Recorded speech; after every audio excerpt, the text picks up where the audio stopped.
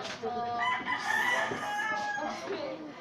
Ako, salamat po sa Ginoo nga itagaan jud mi sa kuan sa salamat. Ya. Sa mga utang, ako na kay katabang sa akong pamilya ang utang, mga utang nga baka kuan jud sa mga budget sa sudan anak.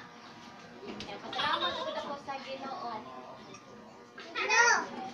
She said that he really thank God for the strength. Then for the program, it makes them their budget become lesser because they don't need to buy in the market, but we have food from this program. So we really thank the Lord for everything. That's all. Amen.